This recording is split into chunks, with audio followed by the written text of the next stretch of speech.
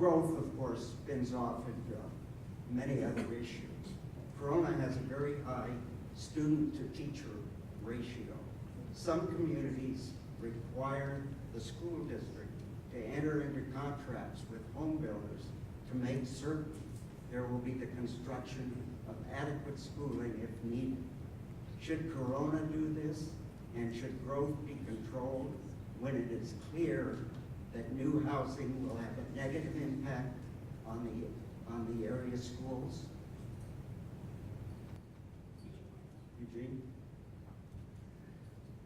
I would agree 100% with you, except we don't get to control that. The state of California allows school districts to do whatever they want to do and how they want to do it. And so that's why you have two high schools on Rimpau. That's why neither one of them were very well situated. We do not even have to look at their plans when they go do the building. They actually submit them to the state of California.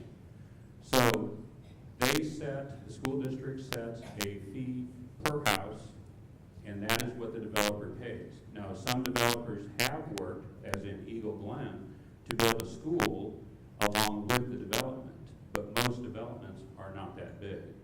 So unfortunately, we cannot control the school district, so really that's more of a school district related question that we should have school district people here for. Thank you. So I have to agree with you, Ross. As a teacher, the classrooms are impacted. And I've got, my classroom is quite full. I have 42 kids in every one of my classes, and they're all sitting on top of one another. But we get things done.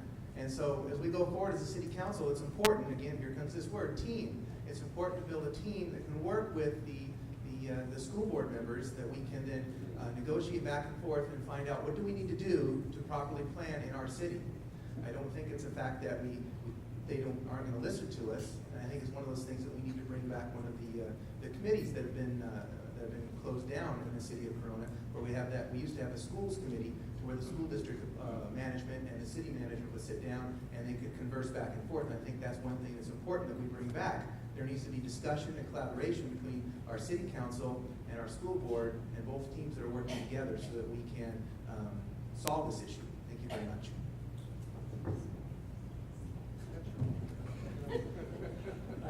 I'm going to agree with Kevin here. You have to be sitting down at the table and talking to people. In fact, I've never been an educator, I've never been a teacher, so I don't know what it's like teaching 42 kids, but I'm sure that's way too high and those kids are not getting what they should be getting. However, I am the only non-incumbent who has been endorsed by the Corona Norco Teachers Association. I'm the only non-incumbent because I sat down with them, explained to them exactly what I thought should be done. And again, it's that sitting back and forth, bringing back, either it's a coffee or sitting in a meeting room or something and discussing the issues. Eugene, again, is absolutely right. We can't control what the school district does. But we can control by leadership, by sitting down and trying to work out the issues. And that's really what it takes in this world. If everybody just sat down and talked about what is needed and what are everyone's goals and solutions to get there, we'd all be so much better. That should be done at federal level, state level, and it should definitely be done at our local level as well. For every housing unit, a developer pays a fee to the school district. The school district gets more money than the city does for any development. So every housing unit gets a substantial amount as compared to what the city gets. Our staffs work together, the school district staff and the city staff. They know the projects that are coming forward. They know the zoning. They have all the housing information to know what is the possibility. So it's not new. We do have the joint schools. We met last month. That was brought back because it is very important that particularly local electeds work together.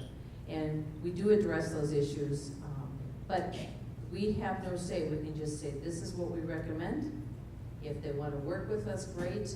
But if you're talking two different dynamic boards of leaders that have to work together, and their focus is totally different than ours, and just as we wouldn't want them to tell us how to build a building or make a decision on a zoning, we certainly can't tell them how to run their school district. So it's challenging, but we need to work together.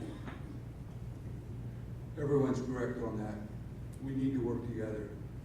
The issues are, all the facts aren't out on the table. This city has made an agreement to get their grants, or whatever you want to call it. It's a 5-year program. Gerald Talbot spoke of it at the last city council meeting. Most people in the room were too bored and didn't understand it. 5 years, people, we met, I believe it was the very first year, to meet the low-income, high-density housing projects that are mandated by the state and federal law. To do so, we get money back, we as a city. If you do not qualify or do not meet their requirements, you don't get the money. If the school district is told straightforward how many apartment complexes, high-density homes are being built in the next 5 years, maybe they'll change their tune, because we can't have 42 students in a class and hope to succeed.